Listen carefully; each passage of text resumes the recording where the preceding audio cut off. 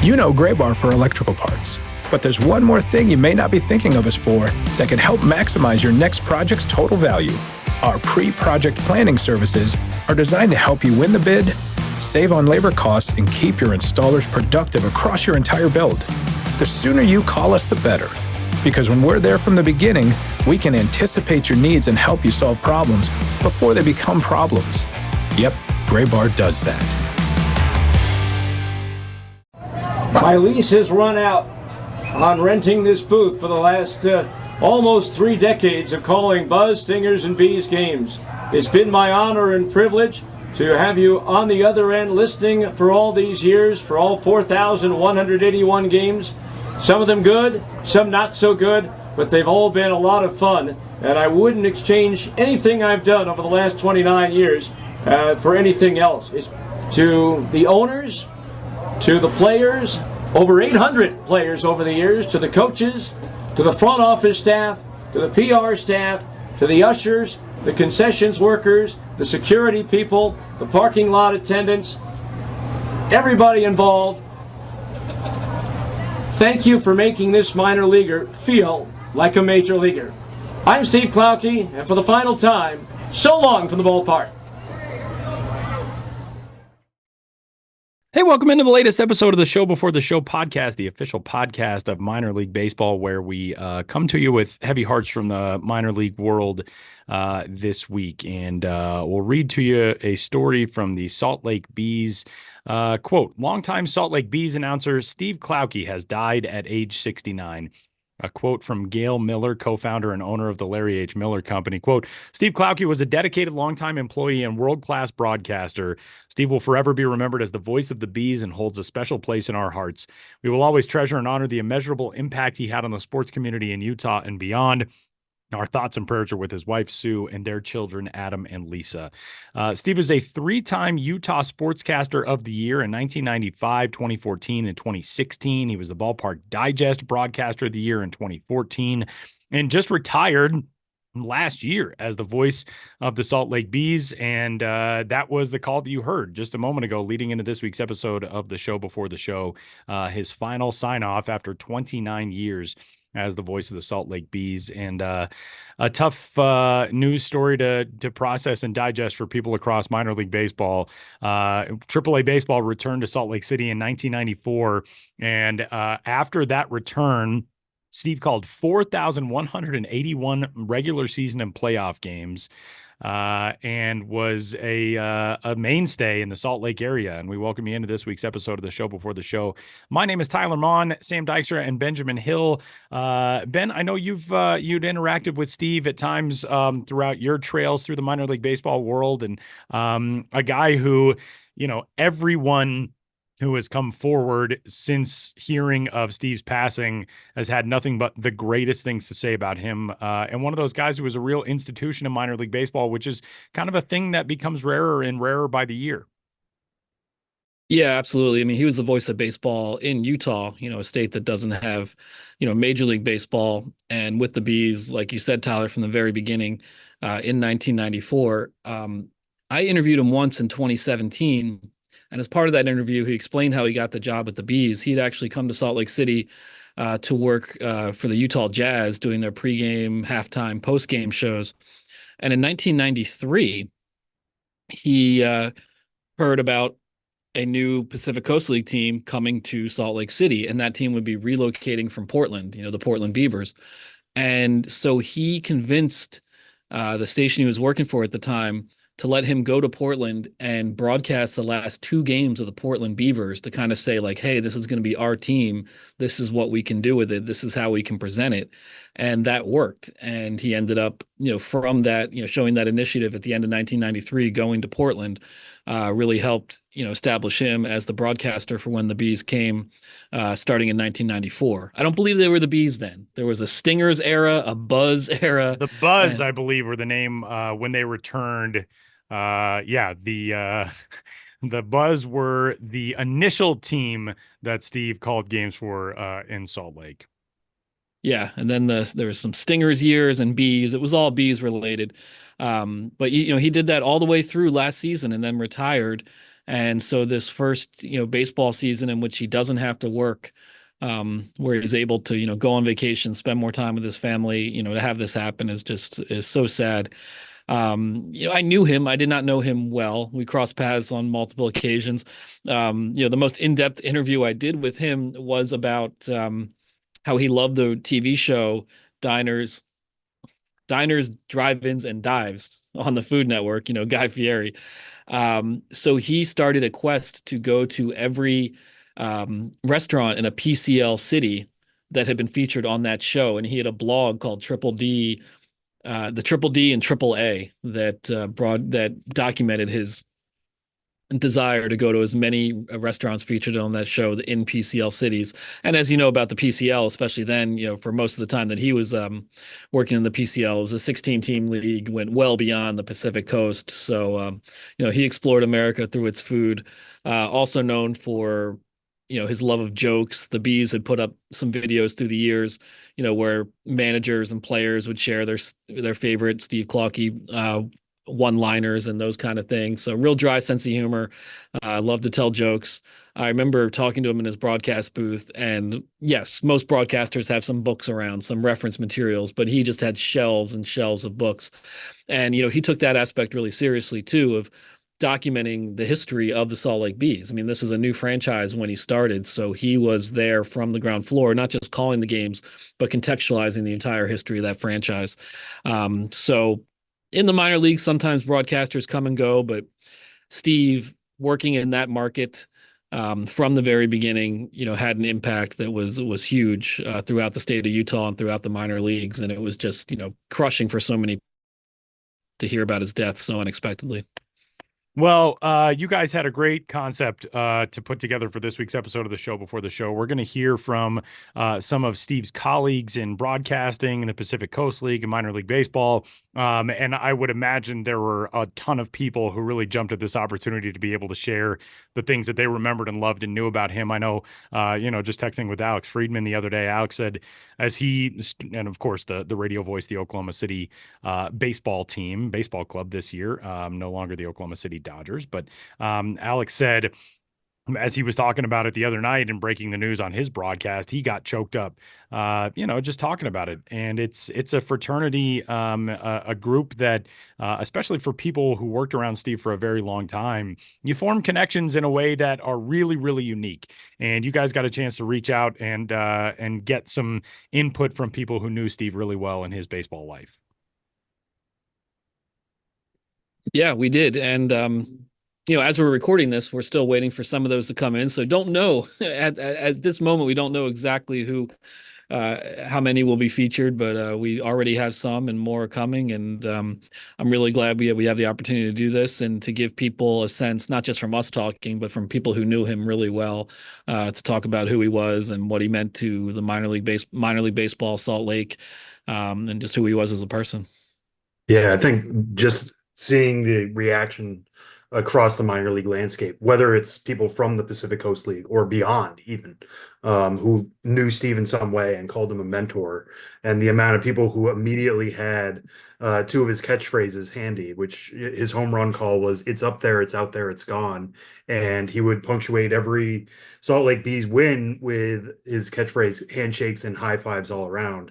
And everybody just had those like ready at their fingertips because they'd heard it so many times from Steve, because he'd been there for so long, but also he had been so iconic behind the mic. It sounds like he touched a lot of people, and I'm sure that's going to come across here in the next few minutes. So with that, we will hear from some of the voices who knew Steve well throughout his time in baseball. I prepare for each and every game no differently than if I were doing a fill-in for the Angels, or back in 1981 when I did the Illinois Little League Championship Tournament. I want to give it my best every night because the people listening deserve it.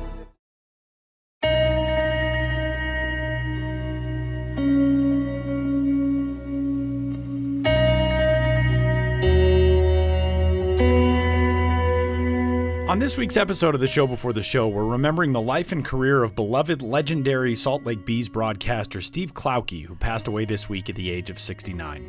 Klauke spent nearly 3 decades as the voice of baseball in Salt Lake, calling over 4,000 games, winning 3 Utah Sportscaster of the Year awards, and providing the backdrop to countless summer nights for generations of Utahns. You'll be hearing from some of the people who knew Steve best during his career, including fellow Pacific Coast League broadcasters, co-workers, and more. First up is the voice of the Oklahoma City Baseball Club, Alex Friedman. It's hard to summarize Steve Klauke in just a few short minutes. I first met Steve 12 years ago when I began my current position with Oklahoma City. Even though I was much younger and had significantly less experience, he treated me as an equal from the start. I was immediately impressed by Steve's encyclopedic knowledge of everything Salt Lake baseball, but more so by his kindness and friendliness. When I think about Steve, I think about how his storytelling and recall were second to none, how whether his team was bad or good, he truly loved what he did. I'll remember his index cards with valuable information about every player, and of course, the dad jokes and puns. Although it was great being around Steve in a work setting, the true bonds were formed during our lunches together when our teams played each other, something he made a concerted effort to do with every other broadcaster. And even though if our teams weren't together, he always had the inside scoop on the best places to eat around the league, if not the entire country. The thing that will probably stick with me the most about Steve was what he told me last year when I asked him about the timing of his retirement, even though he still clearly loved what he did. He said 2024 was going to be the final year of Smith's Ballpark, and he didn't want the focus to be on him instead of the ballpark's final season. In 2025, it would be the first year of a new era in Salt Lake baseball with a new stadium, and again, he didn't want to take any attention away from that. That is Steve Klauke, a man who was humble as could be despite his lengthy accomplishments, never putting himself above anybody else or the game itself. And even though Steve was retired, he was still very much a part of the game. Earlier in April, during a particularly high-scoring series we had in Albuquerque, he sent me a message to ask if they had turned off the humidors at Isotopes Park. He also completely unsolicited shared some great anecdotes about players on the Oklahoma City roster who were with Salt Lake last year.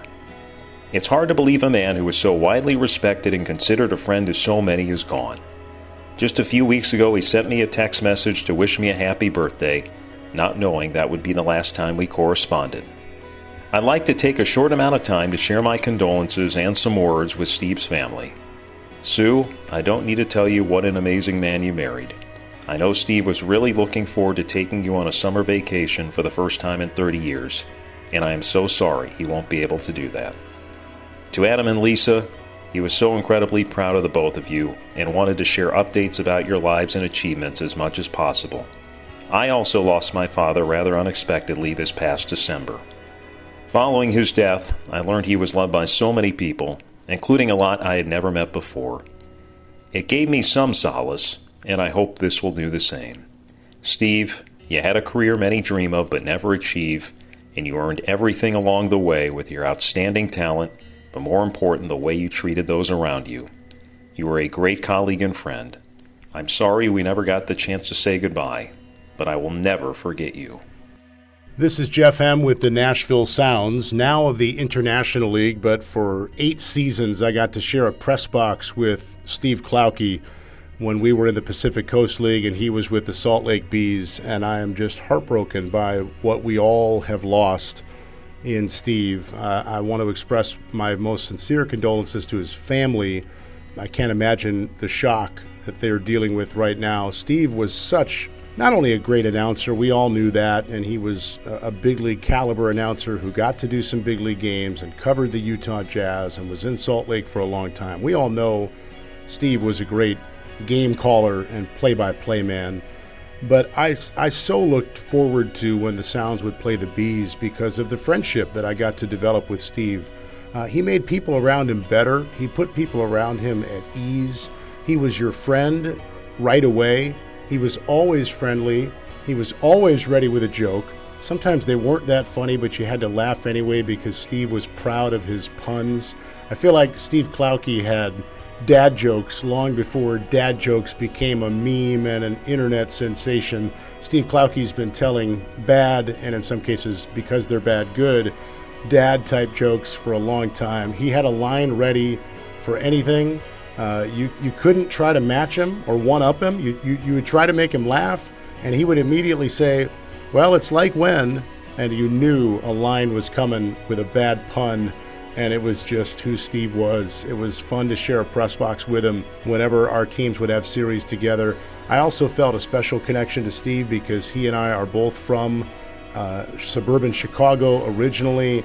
We share a lot of mutual friends and colleagues. His radio days in large part started in my hometown of Aurora, Illinois. So I long knew of Steve Klauke as a broadcaster from some other people in that market long before I'd ever met Steve. And then getting to meet him later and hear some stories and share some meals with him. He always knew a good spot to go to lunch. I'm sure others have mentioned his AAA coverage of any restaurant in a AAA market that had ever been featured on diners, drive-ins, and dives.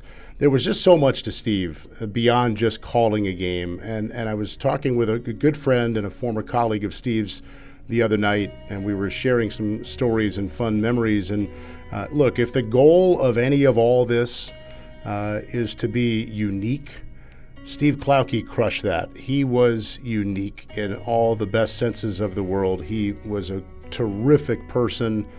He knew how to call a game. His preparation was unmatched with his small, perfect handwriting and his immaculately put together scorebook with color-coded this and a note card for that. He had a terrific steel trap memory. So there's just so much to Steve that comes with getting to call him a friend or a fellow announcer. So the bottom line is the world is worse without Steve Klauke, and I'm heartbroken that we've lost him. I'm heartbroken that I had not gotten to talk to him as recently as we had. And Steve, I love you. I'll miss you. And there are so many parts of our friendship that I'll have for a long, long time. I miss you, man. Next, it's time to hear from former Round Rock Express broadcaster Mike Capps, who is still involved in minor league baseball doing Texas-based road games for the Wichita Wind Surge, and someone who spent a whole lot of time over the course of his career with Steve Klauke. Let's get something straight right up front. No one, and I mean no one, replaces Steve Klauke. No one ever could. A wit and sense of humor so sharp he literally forced friends and fellow broadcasters to either laugh uproariously or wince, running away painfully from his jokes. Steve deeply loved his people, cared about their problems, helped me through a couple over the 20-plus years I knew him.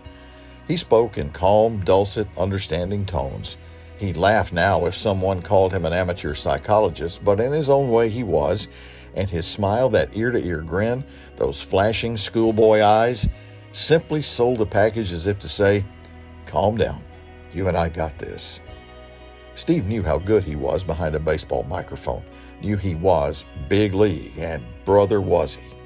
Turned down a handful of times pursuing major league jobs, Steve never let that denigrate his love for the game, its front office staffs, its managers, coaches, and players. Loved talking to them, becoming friends with them. And with that friendship, back came deep respect from players and coaches to their newfound friend and confidant, Steve Klauke. Above all, he loved his wife, Sue, his son and daughter, and he loved life itself. As great as he was announcing AAA baseball in Salt Lake City, he also excelled at college football and basketball and filled in numerous occasions on NBA games for the Utah Jazz, as well as fill-in work for the Angels, Salt Lake City's parent club. After hours of experiencing the grinding grief of losing a friend, the shed tears, a stomach sickened by the thought that my friend Steve Klauke isn't here anymore, I go back to a faith I'm buoyed by, a faith that tells me we all will see him again.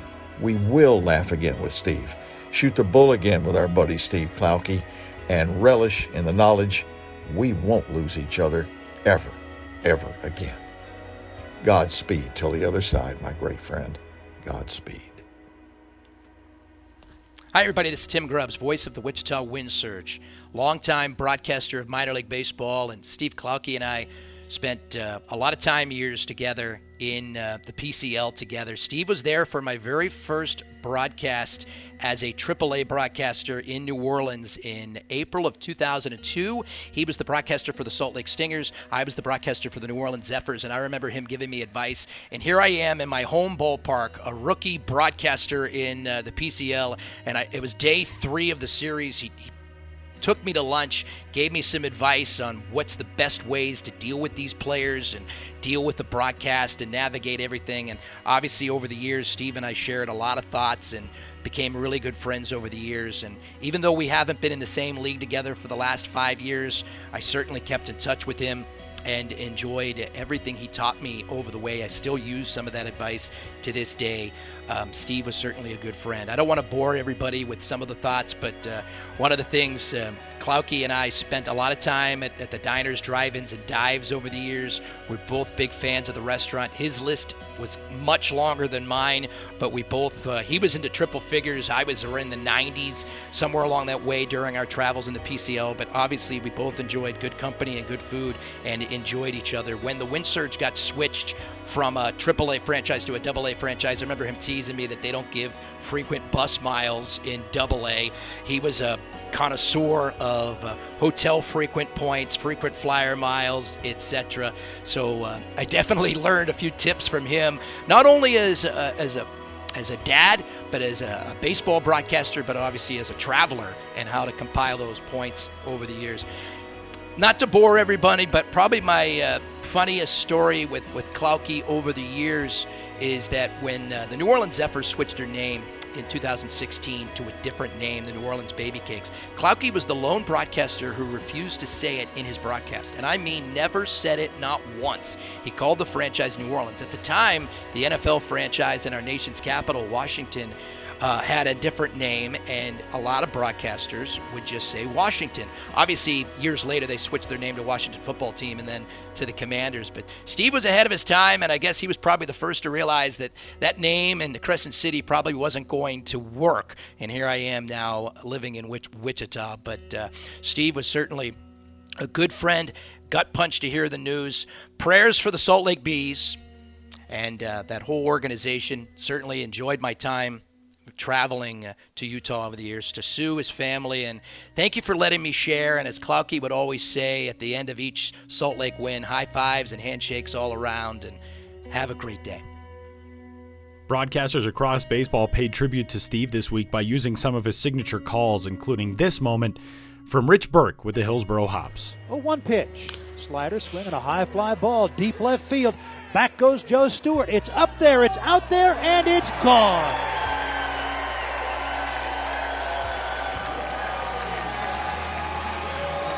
Jose Fernandez, it's a solo home run, his first of the year.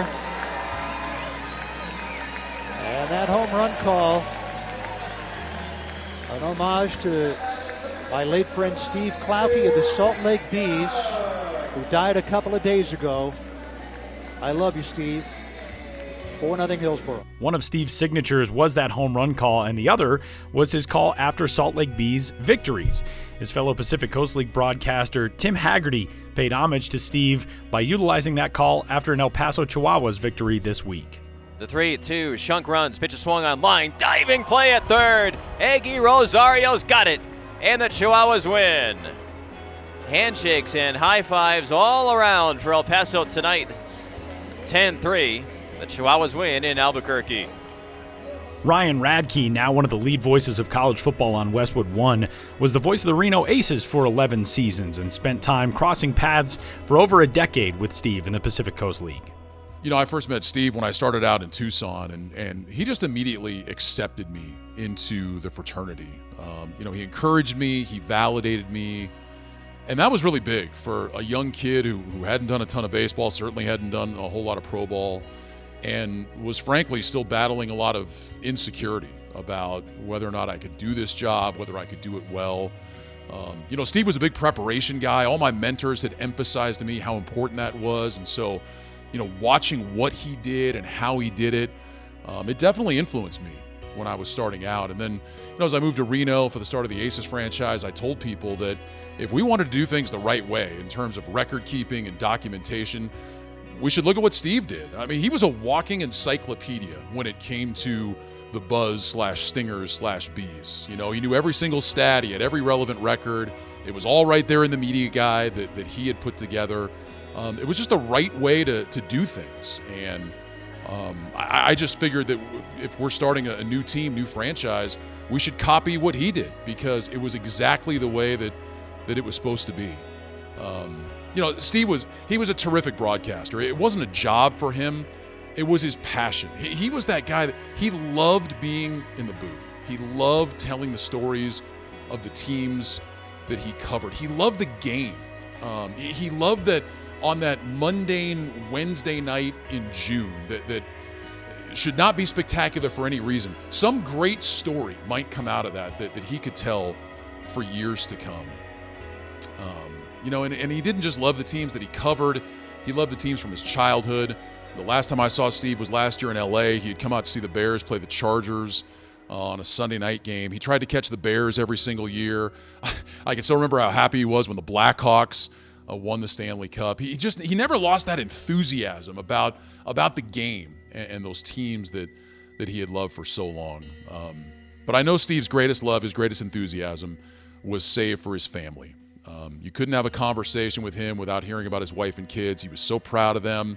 I know he was looking forward to the extra time he was going to have with them after walking away from baseball. He was a good man. He was a good man. He was a great broadcaster, and he will be sorely missed. He already is. Hi, this is Alex Cohen from the Iowa Cubs, and just being able to talk about Steve Klauke for a little bit and what he's meant to my career and the career of many aspiring young and just broadcasters in the minor league baseball broadcast family. So when I was trying to re-break back into baseball after a stint with AA Huntsville 2014, I remember I drove from San Francisco, California down to Fresno.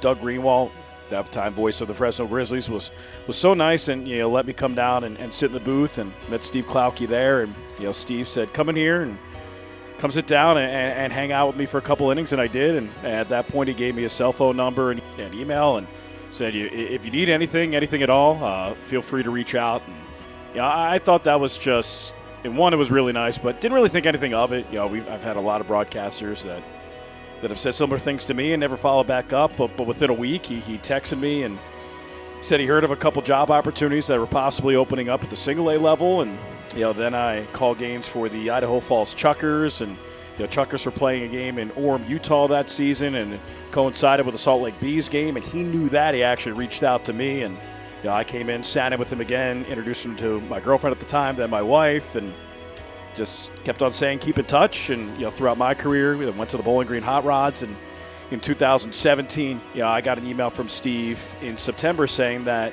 he heard the Iowa Cubs job might be opening up, and he think that I would be a really good fit in that organization. And I think it's honestly Steve's recommendation that Sam Burnaby and Randy Wayhofer reach out to me, and now I've been the voice for the Iowa Cubs for the last 6 years. So without Steve Klauke, I am not where I'm at right now. I'm not calling games for the Iowa Cubs. I'm nowhere without him, to be completely honest. So just hearing his passing is really tough on the broadcast community, and really tough for the Pacific Coast League, as he was the gold standard before his retirement in 2023 as a person and as a broadcaster. And I know the cliche of he was a great broadcaster, but a better person. I mean, we say that a lot about people, but it is not a cliche, and it is not hyperbole. I mean, that Steve. Steve was the longtime voice of the Salt Lake Bees and the best voice in their history, and just a phenomenal human being, and we're going to miss him so much. The voice of the Sacramento River Cats, Zach Beyruti, shared his thoughts on Steve's life and legacy. There's so many things I could talk about when you're talking about Steve Klauke, but there are a couple of things that stand out in my mind. First of all, I met Steve for the first time in 2021. Felt like I'd known him peripherally for a lot longer than that. I was in the Cal League for 14 years, and Steve, just being the longtime voice of the Bees, was a PCL legend. So you always just kind of knew who he was, and I met him for the first time in 21 when I did my first series as the voice of the Reno Aces, and we were in Salt Lake City, and it was a weird time because we were all coming out of the pandemic. The first month of the season had actually been canceled. So my first series as a PCL broadcaster was at Smith's Ballpark, and I felt so out of place because I was with a new team, a new organization. I couldn't get to know anybody because we were still in COVID protocols. So I got to the press box, and the first guy I actually got to talk to was Steve. And he could not have been more welcoming, and it was just it was amazing to just sit there and talk with him. And here's this guy that you kind of knew about forever as a longtime voice of the Bees, and now I was getting to pick his brain about what it was like to be in the PCL, and that was really my first welcome to the PCL moment, was that conversation with Steve.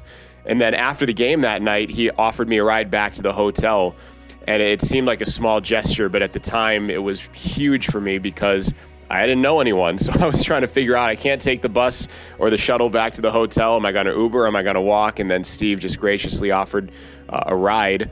And I always thanked him for that. It meant so much to me, and it really put me at ease. And I think that's something he did with all the PCL broadcasters. After the game, he'd offer a ride back to the hotel, and that's really kind of where we got to know Steve. And we'd also go out for lunches, always at a Triple D spot, because he loved his diners, drive-ins, and dives. And every time I see Guy Fieri on TV, I always think of Steve, and it will be that way for the rest of my life.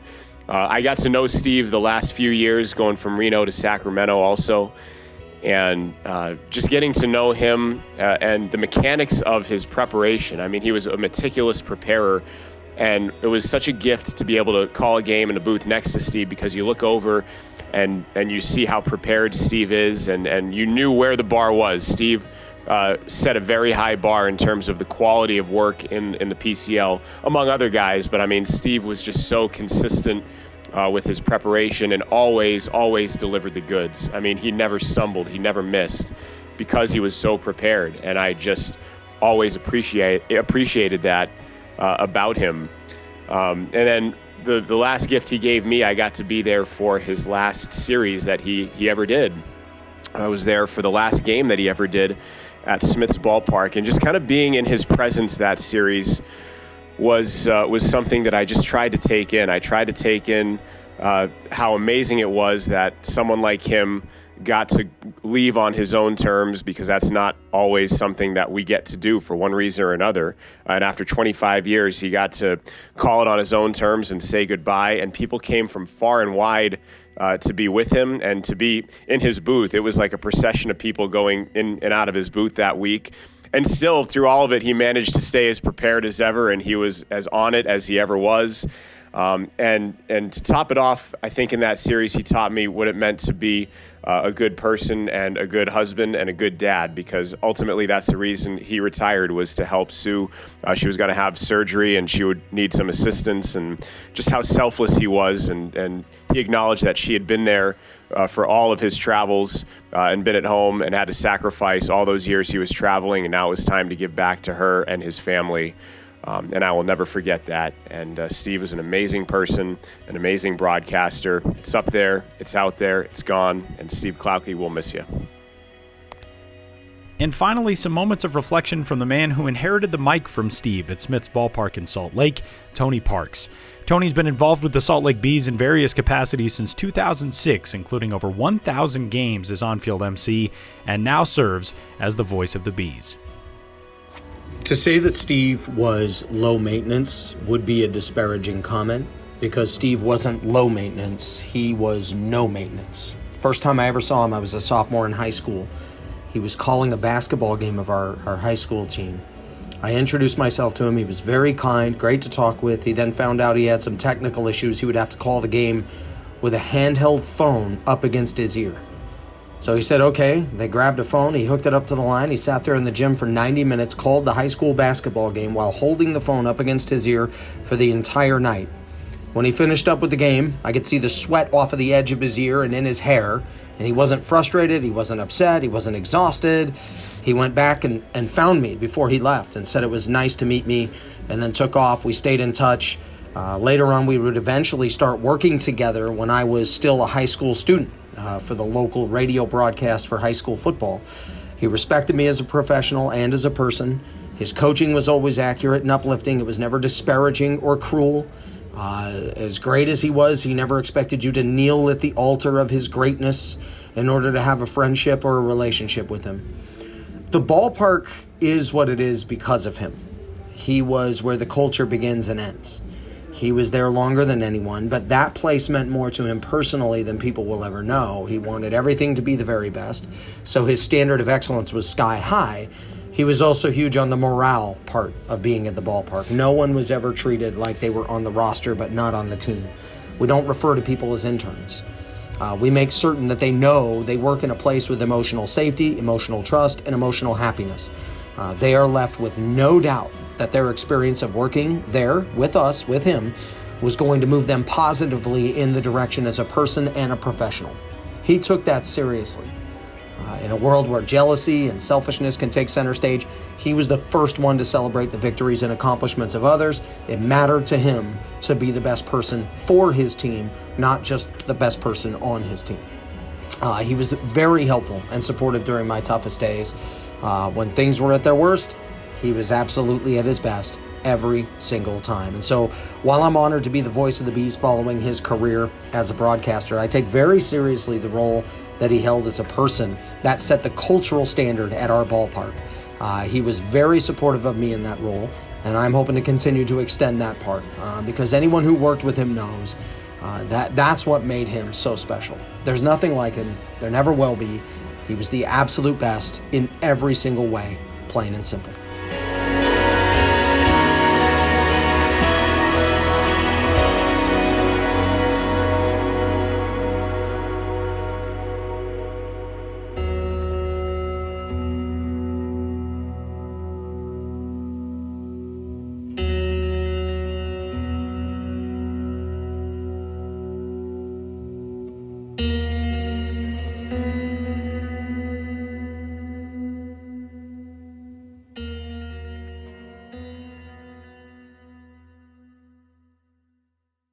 Adams swings and there it goes. Deep to left field. That ball's up there. It's out there and it's gone.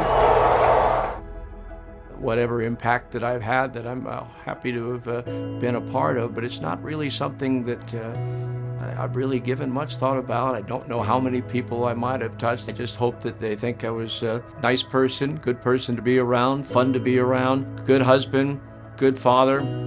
That's the most important thing to me right now. It's been my honor and pleasure to do this for these 29 seasons. I hope I brought you some excitement, a smile, a laugh, and an appreciation for the game. And I just hope that you enjoyed it as much as I did. I'm up there, I'm out there, I'm gone. I'm Steve Klauke. Enjoy the rest of your evening, and so long for the ballpark.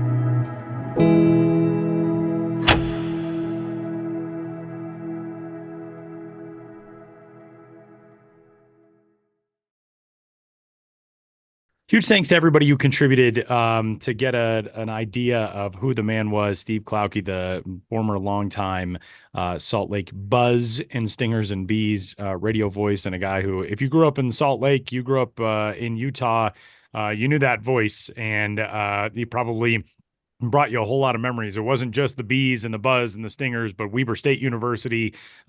Steve did games with the Utah Jazz, the Los Angeles Angels, the Toronto Blue Jays, the University of Utah, the Utah Grizzlies, the minor league hockey team, and the Utah Flash as well, a G League team, which has since moved, but some pretty amazing moments in his career, and a huge thanks to everybody who contributed.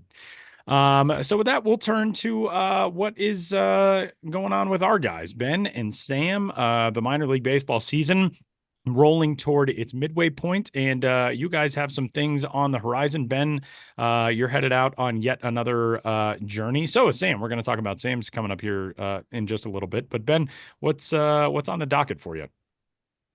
Yeah, I'm hitting the road next week, and it's an itinerary that changed somewhat from when I first announced it. So for those who pay attention to such things as my road trip itineraries, this one's a little different, kind of convoluted situation for why things changed. And yeah, no reason to get into it. It's convoluted. And it all works out because here's where I'm going. June 18th, Tuesday, the Rome Emperors formerly the Rome Braves, now in their first season as the Emperors. I don't believe I've been there for about a decade. So I'm sure there's been changes to that ballpark, obviously huge changes to the branding, and glad I was able to sneak that in and add that stop, at a relatively late date. And same with this one. Wednesday, June 19th, I'm heading back to Rocket City, home of the Trash Pandas, Madison, Alabama, right outside of Huntsville.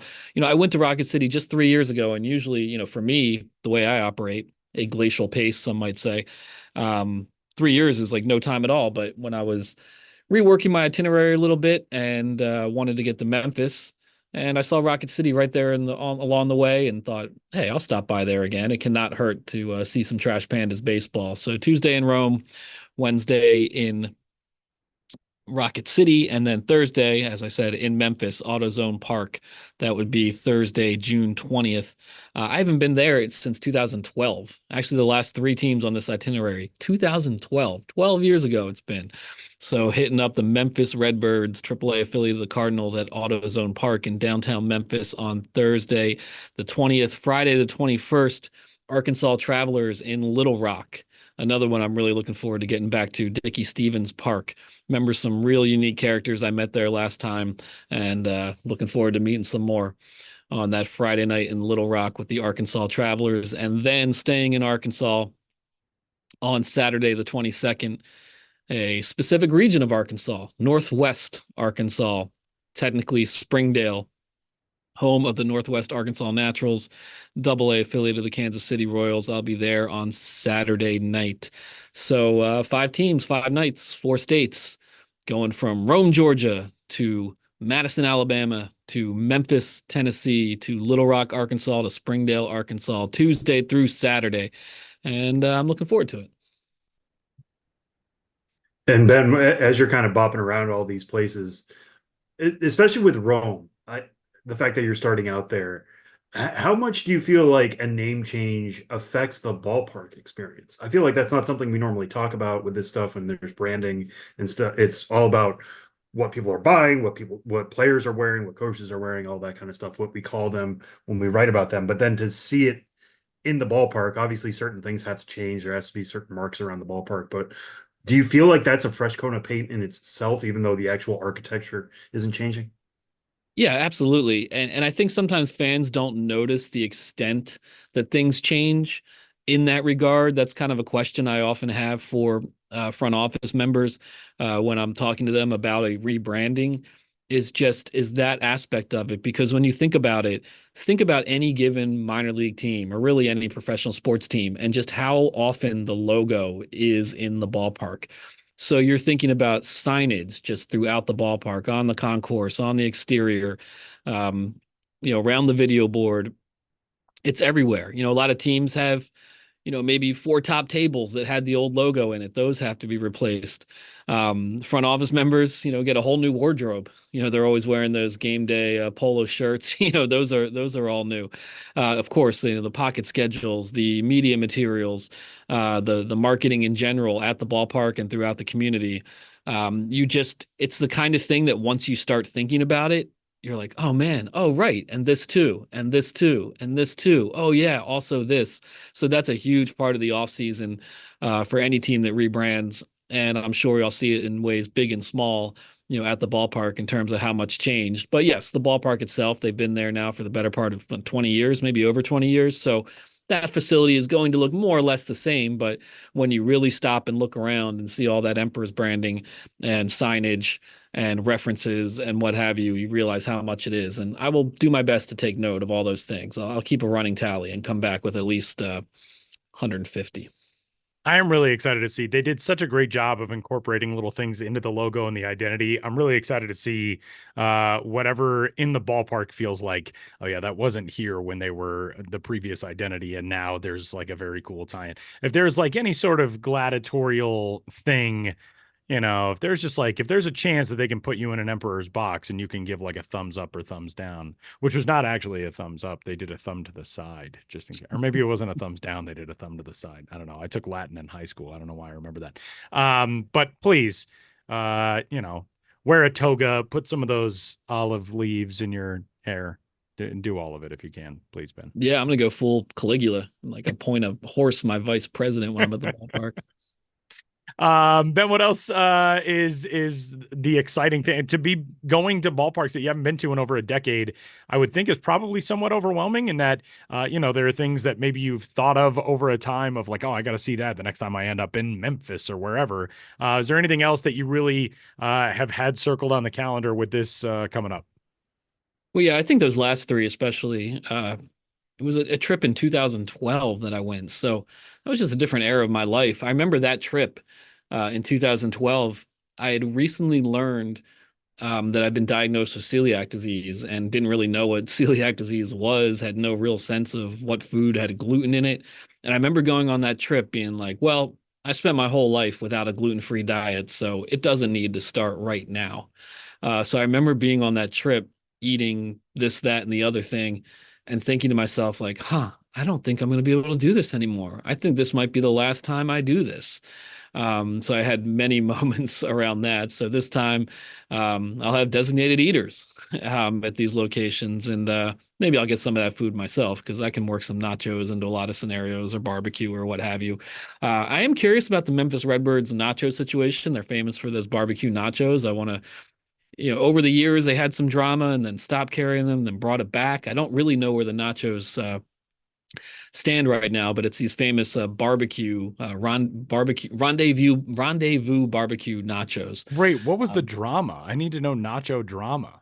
Well, Rendezvous is a barbecue restaurant near the ballpark, pretty famous in Memphis. And at one point, for whatever reason, the team's partnership with Rendezvous Barbecue stopped.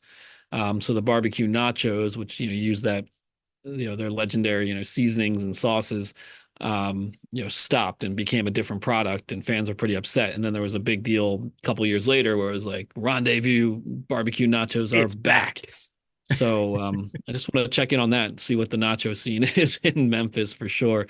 That's an interesting ballpark right in the heart of downtown, and a real fun one to visit. That my memories are pretty vague. Yeah, 20, and same with Dickey Stevens Park in Arkansas. It's been a long time. But I remember talking to a guy named Reggie who worked for the grounds crew, I believe, or just basically stadium ops in general. And he would roller skate around the concourse, and he had kind of a side hustle of detailing people's cars in the parking lot. His catchphrase was "Give me your keys."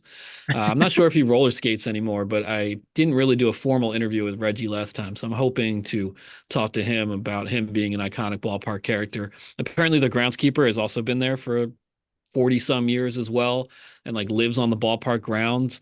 There's like an apartment near the ballpark that I wrote about in 2012 that was housing some interns, and I wrote about being an intern for the team and living at the ballpark. So I'll be curious to see what that situation is right now. And I don't remember the name, but one of the interns who I wrote about who was living at Dickey Stevens Ballpark in 2012, I ran into him somewhere years later, and he was like, "Oh yeah, you wrote that article." Had a picture of me in the ballpark apartment I was living in, and our GM was so mad because the apartment was filthy. It was like disgusting. And I guess the GM, I don't remember who the it's GM that is stage in life. You're like 23. Yeah, but I'm thinking, like, what did anyone expect from like four 23-year-old dudes working in minor league baseball and living together? Like, you do not expect a spotless place, but apparently he drew some heat for that, for representing the ballpark. Oh, that's living so space. lame. That's lame. Also, I just want to point out that when I walk around ballparks and say to people, "Give me your keys," they call the cops on me, which is lame. Yeah, well, you're no Reggie. I'm not Reggie. That is true. Well, good stuff. Of course, you can always follow Ben at Ben's Biz, at the Ben's Biz on Instagram, at Ben's Biz on twitter.com. I don't know. Is it still twitter.com? I think they were moving it over, right? To a different. Anyway, you can find Ben there. Yeah. X.com. There's no longer likes. I like to like people's tweets when they interact with me, and now likes are private. What? Yeah, they took away likes. They're private. I'm dumb. Everything's dumb. But you can follow all of Ben's stuff, which is, of course, very much not dumb, there and at MILB.com. And we will step aside for just a moment. We got a trip to talk about with Sam and some on-field stuff as well. And then Ben rejoins us, and we're back to wrap things up coming up a little bit later on in the show before the show.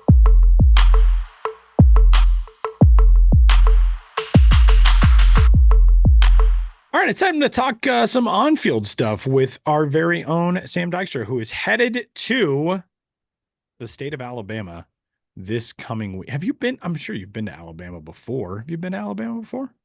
This is going to be a weird way of saying yes, I've been to Alabama, but I have been to Alabama for space camp. What? You went to space camp? I went, this is going to sound even nerdier. I went to Space Academy. Is that like for the elite? No.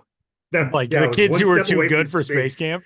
No, once you hit a certain grade level, it's like they're Cool. doing more than just basic space camp stuff. So my middle school. We're if you were throwing in out sixth all or of this. This is now just going to be space camp conversation with Sam Dykstra because I always wanted to go, but I was so scared of being away from home at a young age. Yeah, well, I was in seventh grade when I went. I still and if you were in sixth or seventh grade, you were eligible to go. You had to pay your way, but it was organized by my school. Cool. And I just nagged the heck out of my parents. God bless them for dealing with that. And of course, my sister had to go the next year. Okay. And she was in sixth grade, which was only fair. And that's totally fine. Right. But yeah, it was in Huntsville, Alabama. Because they have a lot of space stuff there, obviously with the former Rocket home City of the Trash Huntsville Pandas. Stars, now Madison, Alabama. Yeah, Rocket City Trash Pandas. Right. So I got to participate in fake missions and like stay on the campus of In NASA space. They actually sent you to space, Sam? That's how this works, I assume. There was one mission where I was on the space station. Cool. And I had to be like in a device that like made you feel like you were in zero gravity. It wasn't really. Amazing. Yeah, it was really. Did they put you in that really little fun. thing they have in the movies where they like strap you in and it spins you around really fast? So they had like roller coaster rides that were meant to simulate that. Wow. So they had like, it was like a centrifuge type situation where you were like strapped to a board and the thing Cool. went, and it was just like, you're now experiencing 5Gs. And then they had another one that was one of those, we used to have a ride in New England called the Elevator, but it was the thing that like shoots you high up, straight up, and then you come down. That simulates like what it's like to be on the rocket. Wow. Because you're just going up at the same speed. But then you get to the top and it drops and you feel weightless for a second. That's amazing. The thing is like dropping you, but your body still wants to float high. It was really neat. It was really neat. All right. Well, that's this week's episode of the Show Before the Show podcast. It's a bad segment for the people who say they don't talk about baseball enough. That's pretty cool. So you have been, but it's been a long time, and you're headed back to Alabama next week for a baseball week of fun. Give us the rundown of the Birmingham trip. I'm very excited for you. Yeah, this is going to be really exciting. As many people know, both MLB and MILB are putting on games at Rickwood Field next week. They're not officially called the Rickwood Classic anymore. That used to be a game that would involve the Birmingham Barons. They would hold it in Rickwood Field, which is the longest, or it's the oldest continually used ballpark in baseball, essentially in the United States. It used to be the old Comiskey Park, and once that was torn down, I think Rickwood Field took over. So, you know, it's still standing there in Birmingham. There have been years where it's gone through some disrepair, but now it's being really fixed up, spruced up. Big event is the game between the San Francisco Giants and the St. Louis Cardinals on Thursday, June 20th. 2 days before that will be a game between the Birmingham Barons and the Montgomery Biscuits, except that's not what they're going to be called in that game. They're both changing their name to names with Negro League ties. So the Birmingham Barons will be the Birmingham Black Barons, which was actually the name of the team when Willie Mays played there during his run in the Negro Leagues before he signed with the Giants. And the Montgomery Biscuits will become the Montgomery Gray Sox. So that'll be really cool. Both of those uniforms have now been announced. You can go find them on MILB social channels. That'll be really neat to see those teams wearing those uniforms in that setting and honoring the Negro Leagues. And as part of that, you know, we wanted to do something that's more than just flying in and going to the game, because the game itself will be really fun. But there's a whole history of baseball in the South, Black baseball in the South, Negro Leagues history. that doesn't get told all the time. There's a lot of minor league baseball history in the South too that at times, and it's all one continual timeline, right? Like one thing couldn't exist without the other. The minor leagues in the South couldn't exist without some of these Negro League teams. Getting a fan base and establishing how good the baseball can be in some of these communities and how much of an appetite there is for baseball in some of these communities. So we want to tell that story through the lens of minor league baseball and through the lens of just baseball history. So Kelsey Hennigan, our friend and occasional guest on this show, and I will be starting our trip actually in Daytona Beach, Florida, at Jackie Robinson Ballpark. We will be going there. We'll be making various stops between Daytona and Birmingham over 2 days to tell that story, to tell those stories, to talk to people along the way. It's very much going to be reflective of the communities. It's not going to be, hey, here we are, look at us, like here I am in front of camera at a ballpark. We're going to be going to Jacksonville, with the Jumbo Shrimp, where there's a historic Negro League stadium there as well. We're going to be going to Mobile, Alabama, talking hopefully to Cleon Jones, who was he spent at least a decade in the major leagues, much of that with the Mets, but who was very involved in the community in Mobile in terms of keeping history alive. He's proposed a Heroes Plaza, which I believe they're actually doing work on right now to honor the Hall of Famers who are Mobile natives, including Hank Aaron and Ozzie Smith. And so I want to just, talk to him for a while and understand what makes baseball so popular in Mobile, why there have been so many Hall of Famers to come from that specific area. And then we'll be traveling from there up through Alabama. We'll be making a stop in Montgomery, of course, to check in with the Biscuits before the game, and then going to Birmingham itself for our final stop on Monday. The game will be on Tuesday. We will be going to the Birmingham Negro League's museum, which I'm really excited about. The Birmingham Negro Southern League Museum, which I know Ben made a stop at last time he was in Birmingham. And had a really good experience there, but we want to add that as part of our trip. Because one thing, we did this a few years ago, Tyler, you probably remember this, when we went to the Field of Dreams, Ben, Kelsey, and I, we drove from New York to Iowa, making various stops along the way about baseball history. And the point of that was to, show people, like, there is baseball history in your backyard. Pretty much everywhere in every corner of this country, there's something historic, baseball related, that happened there. But also, this is a road trip that you could do yourself. And I think this one is going to be more from an educational point of view. I think this isn't, there are obviously going to be people in Florida and Alabama who live in these places, and we hope they check out our story and then check out these places for themselves as well. But I think there's a lot of people who don't understand, like, every community in the South has a history of Black baseball. And storming tours, guys coming through, like the Indianapolis Clowns were a major barnstorming team filled with Black baseball players, including Hank Aaron at one point. Yeah, I was going to say, and when they watched Hank Aaron's career. Yeah, and when they showed up, it was like the Harlem Globetrotters. Everybody showed out to see the Clowns. The Black Barons were legendary in their own right, just within the Birmingham community, because they were a good team, making the Negro League World Series. So I'm really excited to do this trip. I'm really excited to see what we learn and what we find out and what we can pass along.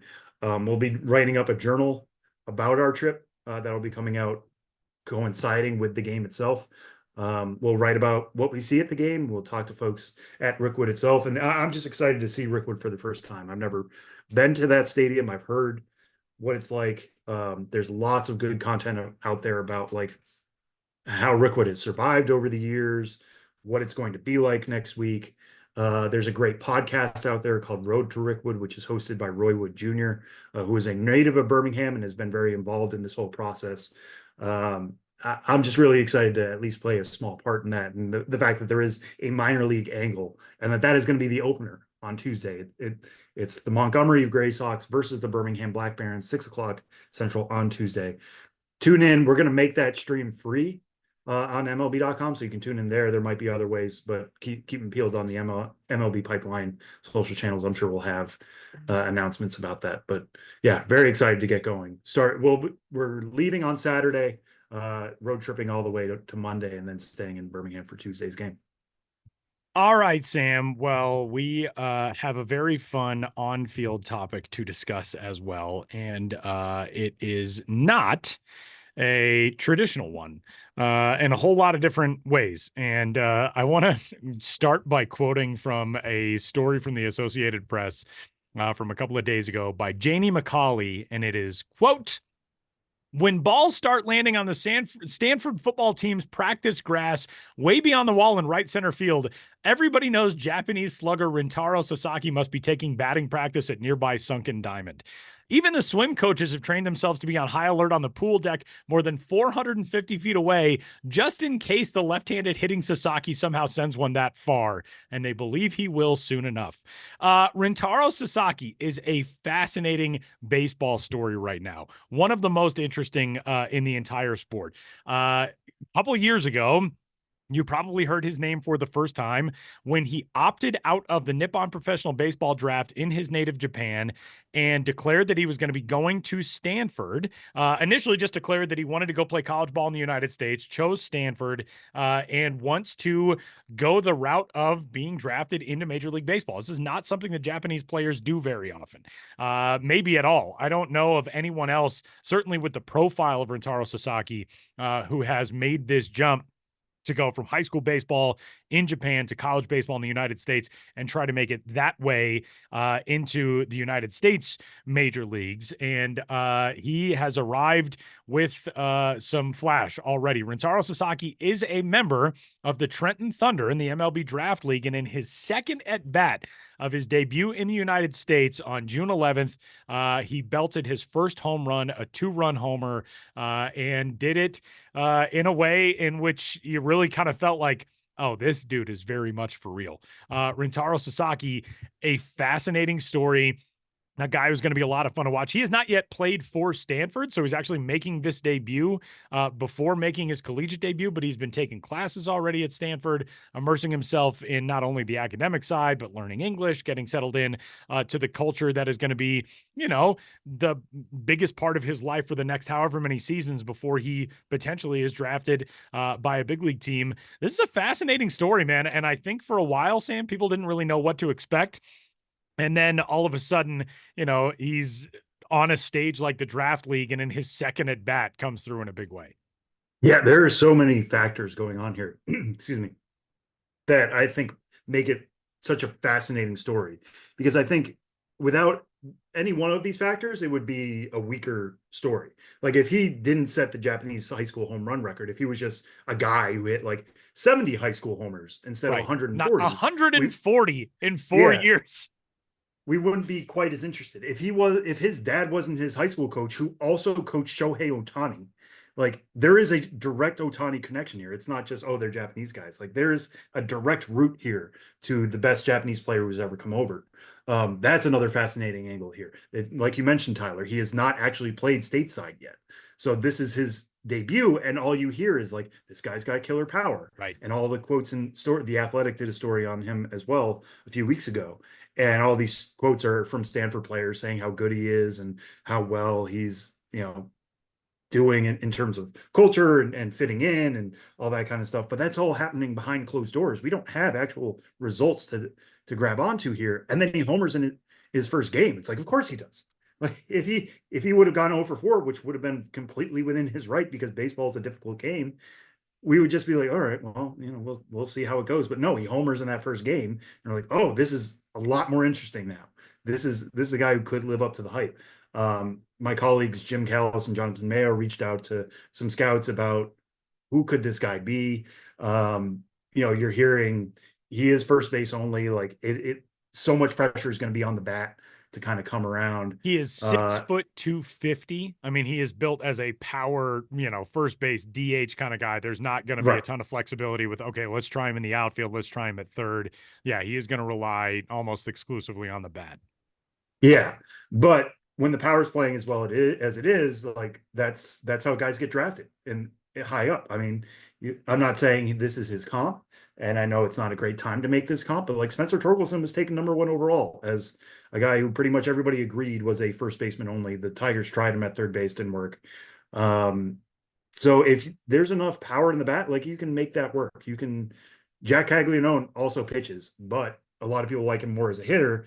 And if he's going to hit, he's going to be a first baseman. So, like, you can still make that profile work. He does hit left-handed, which I think helps. But yeah, I'm so fascinated to see how this goes, how eager he was to play over here, and get that experience. It seemed like he was legitimately excited. It also seems like, based on that AP reporting, that he doesn't want to stop just when the draft league season ends, because people might not know this. The draft league has 2 separate seasons. The first half is for collegiate players, either trying to improve their draft stock or get some time in during the summer. The second half is essentially an independent league, an independent partner league. It's semi-pro or professional. Guys are getting paid. So he wouldn't be part of that second half. So he wants to go find somewhere else. Maybe it's somewhere like the Appalachian League. Maybe it's somewhere like the Cape Cod League. Maybe it's somewhere like the West Coast, the North Woods. Like, there's tons of other options he could go to. But the fact that he's laying the ground floor now, I think, is really interesting. One other thing scouts have said is, like, can he handle velocity? And that's a question guys coming over from Asia, whether it's Japan or South Korea, face a lot of, because over there, they're so much more reliant on breaking pitches and throwing like the kitchen sink at you rather than trying to blaze it by you at 97, 98. Now, I don't think he's going to be challenged by velo in the draft league. The draft league is not that type of league. There might be the off guy who can throw 97, 98 with major control problems. That first homer he hit, I think, was in the upper 80s, and he's faced some other pitches around 90.7. Yeah. But yeah, so not 98, 99, which, to be fair, he's going to be seeing in the ACC. How weird is that? College sports are so dumb right now. But that's yeah, I mean, he really will. There are 4 ACC teams, 3 or 4 ACC teams in the College World Series field. So he's going to be seeing elite level talent. It's not as though he's, jumping into the mix and he's going to a lesser school to try, or, a lesser conference to try to showcase some skill against, competition that might be a little bit below his level. I mean, he's jumping into arguably now the best baseball league in the country, maybe save the SEC at the collegiate level. Yeah, I mean, so I think this is really the perfect opportunity for him, to be honest with you, because it allows him to show, hey, I am for real. This is not a joke. This is not me just coming over and, like, I want to compete with good players, but the draft league is not the level of the Cape, nor is it really designed to be. It is a good opportunity for freshmen or sophomores or juniors who, like, really need to improve their draft stock just before the draft comes out. And for him to prove himself against that caliber player is like that next step for him. And then going into the deep waters of the ACC next year is going to be huge. And we can see how that measures up. But if he hits like 320 with 10 homers this summer, the legend of Ritaro Sasaki is only going to grow, and it's already pretty big as it is. And what a fun story! That is a super fun story. And like, who's going to follow in his footsteps? Like, that's right. Right. That's what kid is going to, the international dynamic that is at play here is so fascinating because Japan very tightly guards this talent.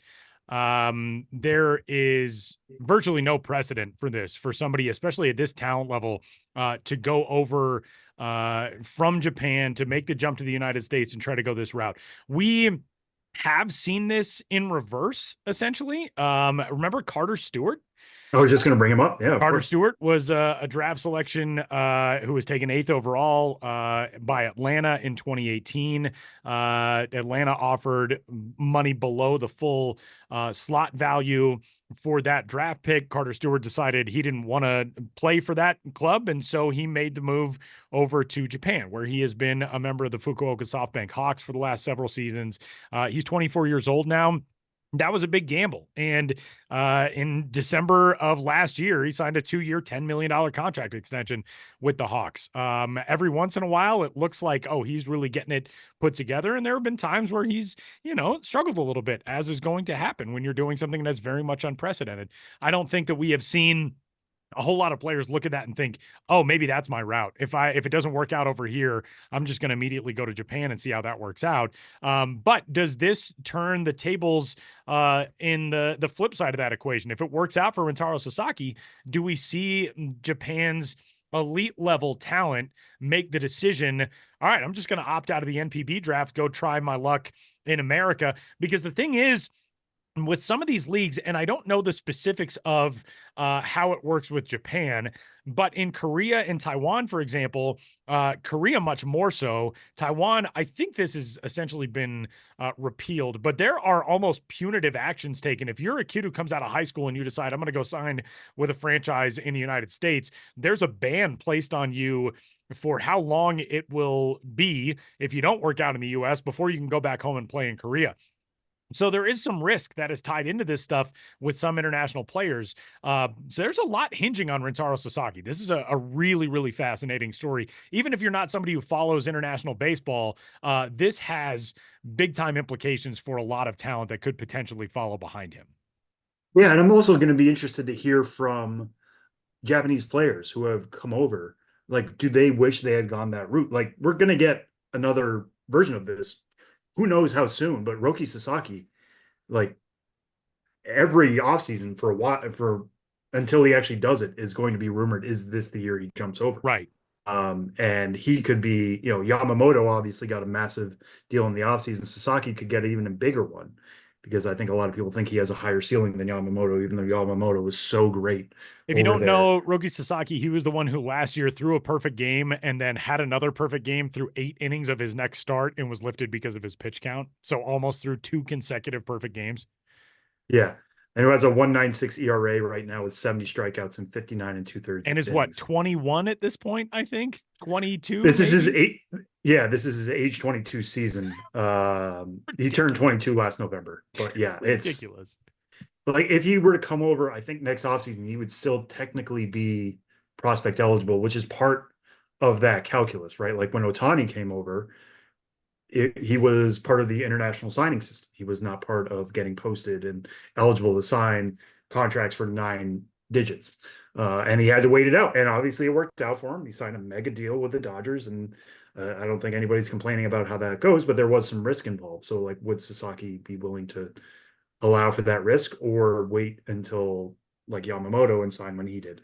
But I would be fascinated to hear from Hiroki Sasaki right now and be like, should I have done this? Like, what if I had shoved for Vandy for 3 years, and you're not getting a 9, because then you're still signing to the draft. You're not getting a 9-figure contract, but he would be in the majors already. And then we would be talking about, like, who's the best young right-handed pitcher in the majors, Paul Skeens or Hiroki Sasaki, which would be a delectable debate. But we can hold that off for a little while longer. But I wonder, what are the ripple effects of this, and what do previous generations think? I'm sure we'll find out. This is just the start of this story. Man, this is going to be a lot of fun to follow for years to come. I do also want to read one quote from one other fellow alumnus of Rintaro Sasaki's high school, Hanamaki Higashi High School, which did produce Shohei Ohtani. It also produced Blue Jays pitcher Yusei Kikuchi, who said about Rintaro Sasaki, quote, "I've never hit a home run in my life, so I don't know what it's like to hit a home run. When I was in NPB, I got 3 hits. I gave him one of my bats that I got a hit with. I gifted it to him and told him to try to surpass me. He still hasn't surpassed me, so we'll see how he does." Like, yeah, I get it. You got these draft league hits. Start getting the big league hits, buddy. You got to get 3 at least in NPB play before we're going to be. That is such big brother energy. I love it. Especially for like somebody who went to the same high school as you. Like, yeah, you might be good, but I've been doing this for a while, pal. Just remember those of us who came first there, but So pretty fascinating stuff, and keep an eye on the MLB Draft League. You can follow the MLB Draft League. You can check out games for free at MLBDraftLeague.com and at MLB TV. And with that, we will step aside. Ben Reed joins us after Ghosts of the Minors as we get set to wrap up this week's episode of the Show Before the Show.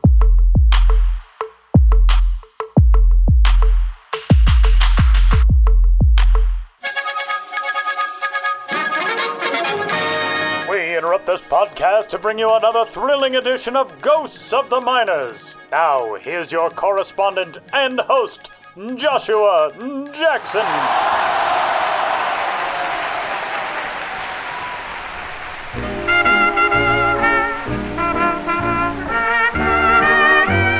Welcome back to Ghosts of the Miners, in which all of you out there in Radioland must identify the legitimate historical ball club or player hiding amidst the fraudulent pair.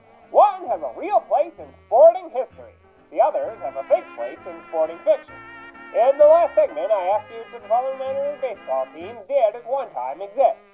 A. The Terrell Terrors. B. The Haynesville Hunts. C. The Stillwater Spirits.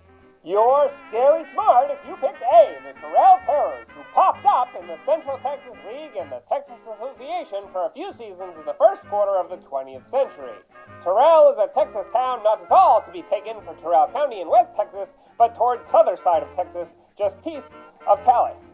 East of Dallas. That's terrible. Terrell, which is in Kaufman County, had its first real minor league team back in '07 when a miserable collective calling itself the Red Stockings went 19-38 in the North Texas League. In 1915, Terrell birthed a Club of Cubs, a team in the Central Texas League, the entirety of which collapsed in late July. But the league did return in the spring of '16, and that's when the Terrors struck. The '16 Terrors weren't all that terrifying, but they weren't terrible either. Despite being the victims of the league's only documented no-hitter, Ben Davenport of the Mexia Gassers had the Terrors bat scared stiff on July 11. The Terrell team could swing it generally well enough to finish a mere 3 games below 500 in a very even league. At 29-32, the Terrors were only 7 games off the first-place Temple Governors. They did seem to have a frightful effect, though, as the struggling Central Texas League contracted from 6 teams down to 4 for the next season, and the Terrors didn't say boo again until 1925. That season, Terrell did not tarry in taking the spot of the wonderful Waco team that won its way out of the Texas Association and into the Texas League following the 24 campaign. The new Terrors were up to some of their same old tricks, once again being no-hit, this time by Ray Pipkin of the Temple Surgeons. And the Terrors found themselves in another terribly familiar position, last place. This time they were 43-90. Terrible. But they hung around the same old haunt in 26, getting no hit yet again, this time by Corsicana's Jack Knott, and going 56-68 to finish 4th of 6. That year marked the end of the Texas Association and the end of Terrell's turn in pro ball. And that's how the Terrors were petrified. Now, on to the question for next time. Which of these players was right at home in the minors of yesteryear? A. Lane House. B. Dwayne Domesticity. C. Wayne Reside. Want to know the answer? Get comfortable. Or tune into the next Goes to the Minors. But for now, you'll have to excuse me. My producer Ben Hill is headed out on a ballpark road trip, and I've got to warn the fans.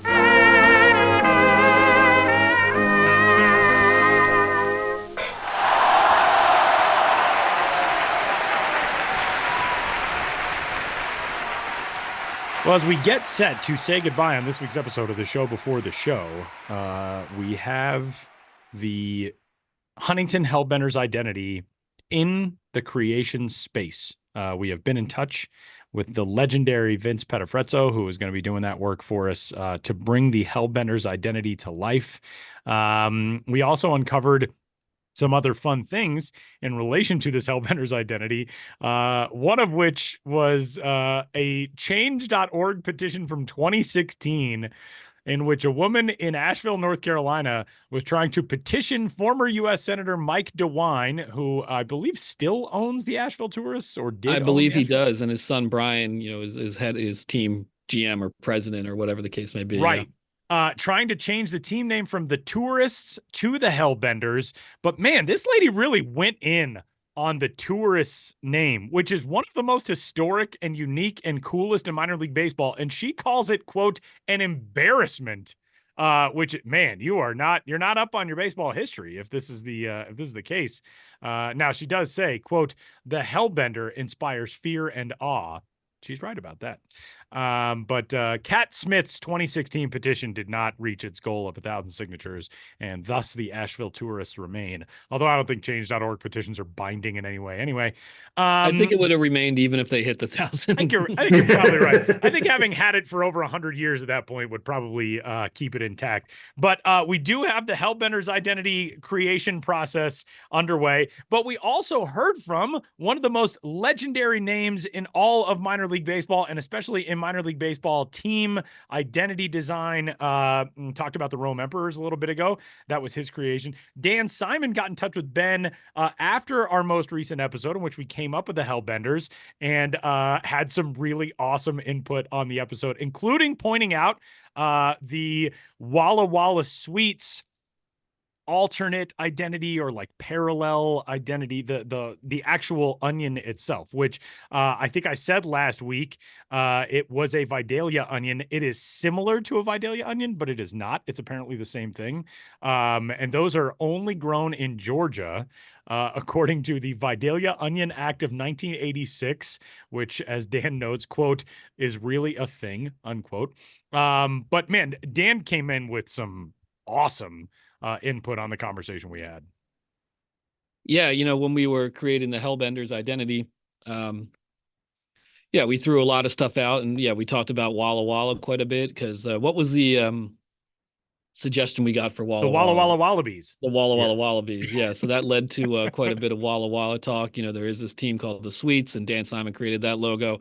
And I love finding out that kind of stuff. Like, nope, a Vidalia onion is only in Georgia, and there's even like an act of Congress to specify that, because who knew? And I feel like our whole careers in various extents in minor league baseball, has just opened innumerable pathways to that sort of arcane knowledge that is absolutely we could live without it, but we just don't want to. Life is richer having known these things. Exactly. And everyone who listens to this podcast is therefore richer for having listened to us, and we just pass the wealth along.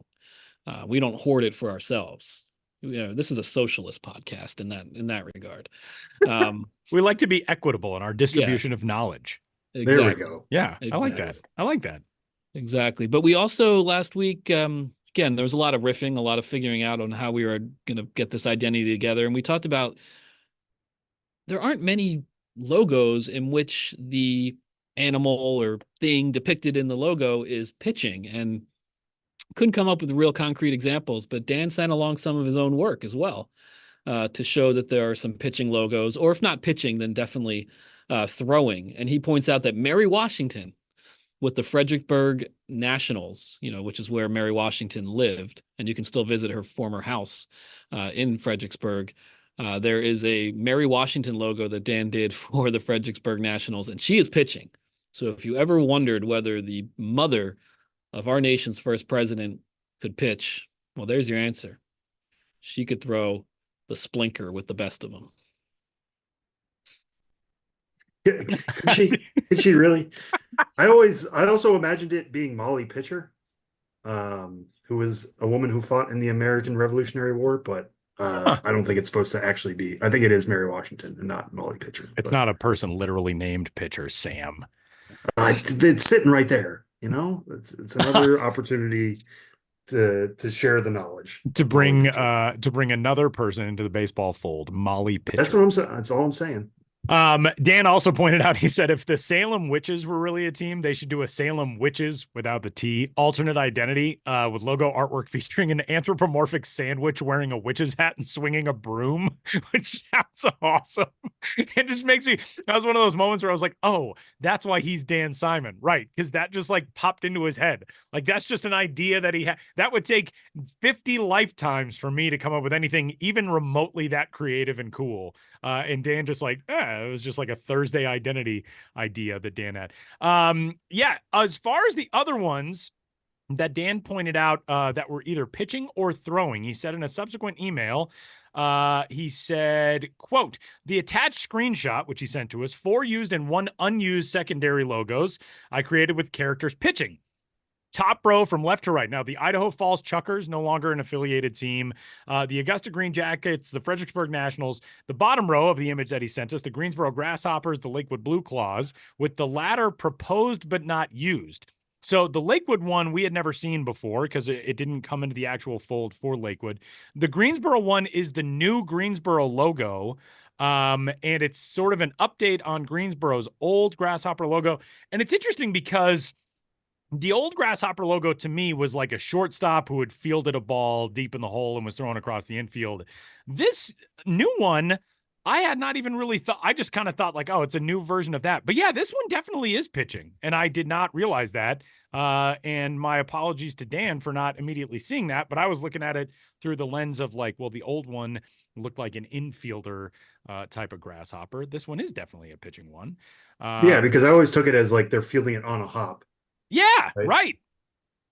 Which This would tie time, into the theme as well. This pitcher's just trying to get those ground balls. He's distributing the hops. Just There we like go. we distribute the knowledge here on the Show Before the Show podcast. Equitably. But there is some really, really great stuff in here. And Dan Simon, just the coolest, man. And the fact that we've gotten to talk to him on this podcast and go over what it's like to create some of these identities. He is an amazing fan of the world of baseball, and we are amazing fans of Dan Simon's. So we do have the Hellbender's identity in progress right now. And we will be getting that to you here in the coming couple of weeks. It's a very strenuous process. The three of us we're in meeting after meeting, and this is like 22 hours of the day. Sam and Ben and I spend creating fictitious names and the things that will come from them. That's not true at all. But it will be coming your way here soon, and we're really excited to get to it. And with that, I think we have arrived at this week's edition of the game show craze that is sweeping the nation. It is once more time for an episode of Name That Dude. Sam is this week's dude holder, and Ben and I will be trying to name that dude. Sam, the floor is yours. Yeah, I guess I didn't think of this, but this is another former Expo. I thought of this guy first and then realized, well, this kind of picks up from the Brad Jose Wilkerson. Vigro. No. Dang it, how cool would that have been? Okay, no, we're not just naming. Let me get to the clues Randy Johnson before we just start naming former Expos. So this guy was drafted in 1991 in the first round. He was the 14th overall pick. He was selected out of South Holland, Illinois. He went to Thornwood High School. Okay. Not expecting that to help you guys out whatsoever, but there you go. 1991, he was drafted. He immediately went to the Gulf Coast League. Played for essentially the GCL Expos.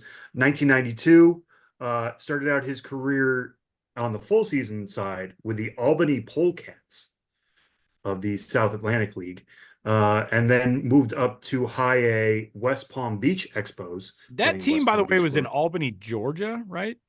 They were not in Albany, New York. You're right. You're right. Yes. Albany, Georgia. Correct. And a polecat being a skunk, which was not a term I was really familiar with until coming across that team name. Like a barber pole. Yeah. In cat form. And it smells. It does smell. Okay. So we have so he played for West Palm Beach and Albany in 1992. Mostly with Albany, actually, but he only got in one game with West Palm Beach there at the very end. Moved up to AA and AAA. That was the Harrisburg Senators in 1993 and the Ottawa Lynx in 1993. Made his debut with 10 games for the Expos in 93 and then was with the club for 100 games in 1994. Basically was a major leaguer the rest of his career. Had some. Man, so he was on that like may have won the World Series Expos team in 94. Yeah, he played 100 games for them, had a 731 OPS. Not necessarily great. So he's a position player. He is a position player. I have not said that yet. Yeah, but yes, he is a position player. He did spend 20 games with Ottawa in 96. In 1997, he played for Charlotte, the Charlotte Knights, who were at that time a member of the Florida Marlins system. So he joined the Marlins for the 1997 season, played a bunch of seasons with them, was traded to the Red Sox in 2002. This would be what gave it away to me, to be honest with you. Then went back to Montreal, played with the Mets for a few years, and then rounded out his career in 2007, 2008, and 2009 with the Cubs, Rays, and Padres. So the last minor league team he ever played for was on a rehab assignment with the Lake Elsinore Storm in 2009 during his age 36 season. So 17 years in the bigs, 9 seasons in the minors. Wow. And he played. I was gonna guess Trot Nixon. It's not Trot Nixon. He's not. It is not Trot Nixon. No. I remembered Indiana. I know he's a North Carolina guy.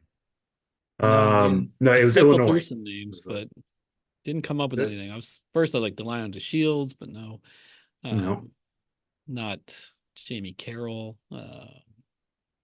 So he played for 7 different major league teams. The most years he ever spent with the team was the Marlins for 6 years. Had an 898 OPS for them, 110 homers in those 6 years. 5 years with the Expos, 4 years with the Mets, and then 1 year apiece with the Rays, Padres, Cubs, and Red Sox. Should get this. Wow. Cliff Floyd. Cliff Floyd is correct, wow! Ben. Nice work, Ben. MLB Network's own. Yeah, MLB Network's own Cliff Floyd. Yeah. Wow. Well, I got to spend a day with down in, I believe it was when we started in Lakeland, Florida this year. Couldn't have been a nicer guy. Me and him were talking to Jackson Jobe for a while. Those two guys were trading notes on what the Arizona Fall League was like and how it's changed over the years. Cliff Floyd very much still involved in baseball and sharing stories and analyzing these guys and being a friend of baseball. So yeah, Cliff Floyd. You don't really have to remember him. There's not really a he's still very much around. Yeah, because he's very much around on your television sets. But what years was he on the Mets? He was on the Mets 2003, 2004, 2005, 2006. Right. That's what caused me to get it, because I moved to New York City in the fall of 2002. And so those years, 3, 4, 5, 6, like I really kind of followed the Mets, even though I was coming from growing up in Philadelphia. You know, I didn't have MLB TV. I didn't really have a way to follow the Phillies. And I just started following the Mets. I wasn't really a fan, but I just needed baseball in my life. So when you said that, I was like, I got to come up with this guy now, because that's a guy from the Mets teams that I was really kind of following. And back then at Shea, the schedule was color coded and by price. And the orange games on the schedule were $5 for upper deck seats. So I was pretty new to New York, had very little money, but I went to a lot of Mets games at Shea for $5 through those years. So I had to come up with a Met I saw a lot during that time. And if I'm not mistaken, his walk-up song was that, like, every day I'm hustling, whatever that song is. I feel like that came out. Didn't that come out like when I was in college, which is from 2008 to 2012? I could be misremembering, but I feel like it was that song or something similar to it. We all have to know how young Sam is. Yeah. Cliff Floyd's another one of. It came out in 2005. That's the Rick Ross version. I'm thinking of something else. What's the? Oh, you're thinking of that terrible. Wasn't there an LMFAO cover of that? Yeah, that's it. There it is. Yeah. Cliff Floyd was another one of the. I feel like many of these guys, we've had this discussion where it's like another one of those guys where if your team was playing his team and like you're leading by 2 and Cliff Floyd comes up in like the bottom of the 7th with 2 on and 2 outs, you're like, this dude's going to hit a 3-run homer to give us. And then he does immediately. Cliff Floyd had a very good career. His 2001 season, Cliff Floyd on the Marlins in 2001 played 149 games. He slashed 317, 390, 578 with 31 homers and 103 runs batted in. And he was an all-star that season. Like, Cliff Floyd had some baller years. The next year he played in 99 games in the National League with the Marlins and Expos, and then in 47 games with the Red Sox and the AL. But combined, being on 3 different teams, he had a 920 OPS with 28 homers that year. Yeah, that dude, pretty amazing. And also, like, that's somebody who, you know, nowadays I think we would look at as like, oh, power guy, probably strikes out a lot. Most strikeouts he ever had in a season was 112 in his age 25 season. Yeah, what a career. 17 big league seasons for Cliff Floyd. And now, yeah, one of the fun voices to listen to on MLB Network. Yeah, but that 2002 season was so weird because he was traded from the Marlins back to the Expos right on July 11th. And then 19 days later, from the Expos to the Red Sox. Yeah, he only played 15 games over those 19 days for the Expos, and was like, all right, I guess I'll see you later again. And I think that trade was like so weird at the time because like people thought maybe the Expos were like backdoor helping the Red Sox in a weird way. Right. The players they traded away were Sung Song and Sun Woo Kim, who I remember. Sonny Kim was like He was a fun player. Yeah, he was like a folk hero a little bit in Massachusetts at the time. But Cliff Floyd was essentially a rental. He had free agency, and that's when he signed with the Mets and got to, live out his days in Queens during Ben's formative years in New York. I want to go to his 2005 season. He had 34 homers that year in his age 32 season. Never hit more than 11 in a year the rest of the way, but like 34 homers for an age 32 guy, finished 26th in MVP voting. That's a good veteran performance for that Mets team. Man, he earned that contract with the Mets via that performance with the Red Sox down the stretch. 47 games /316, 374, 561 for a 935 OPS and 7 home runs in those 47 games. Cliff Floyd, very fun career. Did not remember that he ended it with the Padres, 10 games in 2009. And now you can catch him on MLB Network. And good stuff on another edition of Name That Dude. And that'll do it on this week's episode of the Show Before the Show. You can, of course, as always, get in touch with us. Podcast at MILB.com. And for Sam Dykstra, Benjamin Hill, Josh Jackson, and all the rest, and from the deepest part of our hearts, rest in peace to Steve Klauke, the longtime radio voice of the Salt Lake Bees, and to everybody in the Bees family, we're thinking of you. And that'll do it on this week's episode of the Show Before the Show. We'll talk to you next week.